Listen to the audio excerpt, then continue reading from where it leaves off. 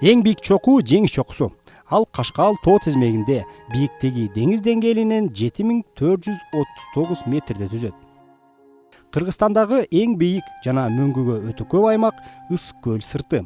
Ал деңиз деңгээлинен 2000-2500 метр бийиктикте жайгашкан. Тоң сырты, Жетөгүз сырты, Сары Жаз сырты деп 3кө бөлүнүп, Ысык көл облусунун жалпы аймагынын теңиндейин түзөт. Сары Жаз жана Нарын дарыялары ушул жерден башталат. Республикадагы эң бийик жайлоо катары белгилүү. Эң бийик көл Чатыр көл. Ал деңиз деңгээлинен 3520 метр бийикте жайгашкан. Аянты 170,6 километр квадрат, узундугу 23 километр, туурасы 11 километр, тереңдиги батышында 18-19 метр, чыгышында 8 метрге жетет. Балык болбойт. Бишкектеги эң биринчи 9 кабаттуу үй 1973 жылы Белинск жана Ленин проспектинин кесилишинде, алгачкы 12 кабаттуу үй 1982 жылы Тынчтык проспектинде, биринчи кабаты Байчечек Дүр Дүйнө дүкөнү салынган.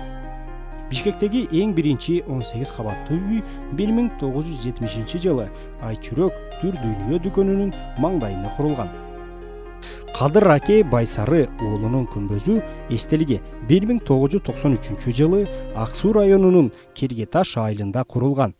Чыгыштан байыркы оймо чийме үлгүлөрү менен архитектуранын азыркы талаптары эл шаркак пайдаланылып, Байдубалын төбөсүнө чейин бийиктиги 14 метр, ал эми маңдай жагы жерден 17,5 метр болгон. 7000 кыштан курулган. Күмбөздүн архитектору салган уста Табылды Байбосов. Азырынча мындай бийик күмбөз жок. Эң чукур жер Лейлик районунда. Деңиз деңгээлинен 401 метр төмөн.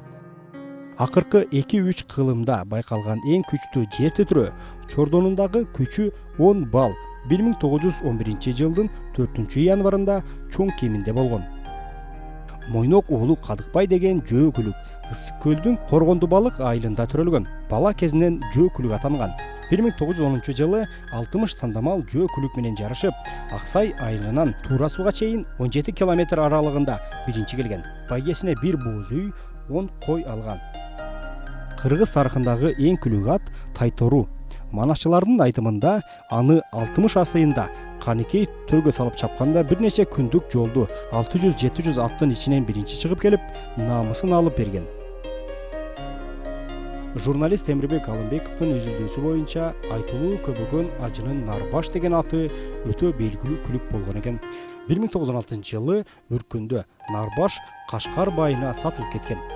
1917 жылы эл жерине кайтканда Нарбаш 2 буту Туршалы бойдон 2 жолу Кыргызстанга качып келет. 2 жолу тең артынан кашкарлыктар келип алып кетишет. 3 жолу 3 буту Туршалы бойдон качып келгенде ажынын туугандары күлүктү катып алып калышыптыр.